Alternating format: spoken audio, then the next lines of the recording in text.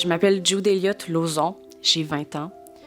Je suis non-binaire et je suis omnisexuelle. Pour moi, non-binaire, ce que ça veut dire, c'est que je suis ni un garçon ni une fille.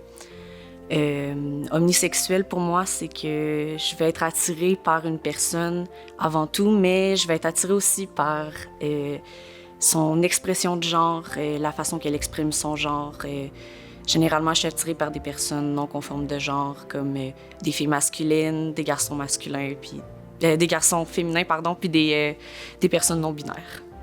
J'ai commencé à me questionner sur mon genre très tôt.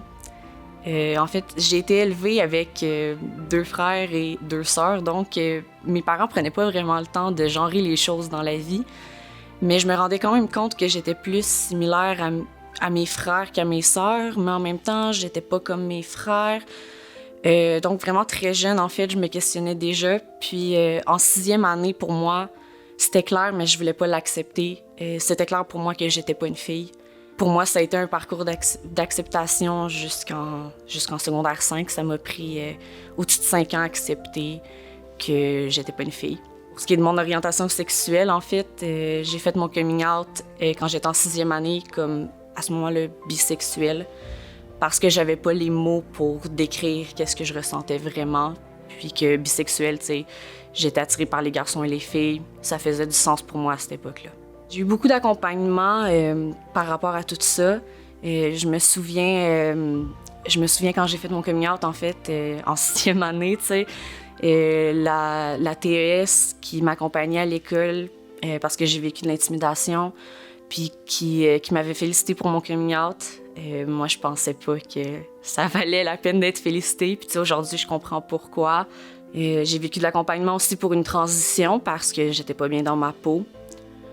Ouais, j'ai commencé vraiment à faire des démarches pour essayer d'avoir la testostérone, pour essayer d'avoir une mastectomie vers l'âge de 16 ans à peu près. Ça a été un chemin semé d'embûches, mais aujourd'hui, 4 ans plus tard, j'y suis arrivée. Ma famille a toujours bien réagi à mon coming out. Ça a été plus difficile, tu sais, mettons, avec mes grands-parents.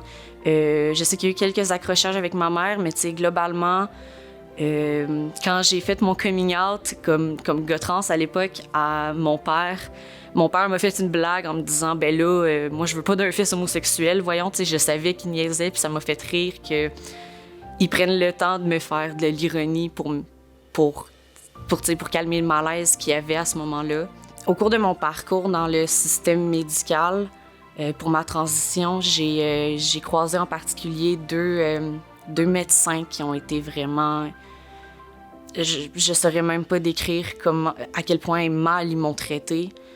La première, ça a été une pédopsychiatre qui refusait de m'appeler par mon nom, qui refusait de me genrer au masculin comme je le demandais. Qui a voulu m'interner carrément parce que je l'obstinais que j'étais trans, que j'étais un garçon, puis que c'était comme ça, puis qu'elle pouvait rien y faire. Au final, elle a quand même accepté de me faire voir un endocrinologue pour avoir les hormones. À ce moment-là, j'avais 17 ans peut-être. Cet endocrinologue-là m'a carrément dit à la première rencontre où j'étais accompagnée par mon copain que si mon copain me laissait parce que j'étais trans, c'était normal puis que ce serait pas sa faute à elle. Moi, je la croyais, tu sais, c'est une professionnelle. Puis, j'arrive pas à croire qu'on traite des enfants déjà affaiblis, tu sais, parce qu'ils vivent comme ça. Quand je suis arrivée à ma première année de cégep, j'avais 18 ans, j'avais l'âge de me faire opérer. Puis, en fait, tu sais, c'est un parcours vraiment long parce qu'il y a énormément d'attentes. Pour moi, je me souviens que mars cette année-là, ça a été une période vraiment difficile. Je voyais vraiment... si on parle de la vie, voir la vie en rose, ben moi, je voyais la vie en noir puis en gris. Puis les choses étaient très difficiles. La fameuse période aussi où je voyais les deux fameux médecins, tu sais, je les voyais conjointement, je les voyais en même temps parce qu'une était pédopsychiatre et l'autre était endocrinologue. Cette période-là aussi a été extrêmement sombre pour moi parce que les seuls médecins que je voyais qui étaient censés m'aider me dénigraient puis me rappelaient que ce que je ressentais au plus profond de moi, ben ça n'avait pas d'importance pour eux. J'ai été accompagnée par une psychologue, je pense que c'était... j'avais peut-être 15 ans. C'est avec elle que j'ai eu les premiers...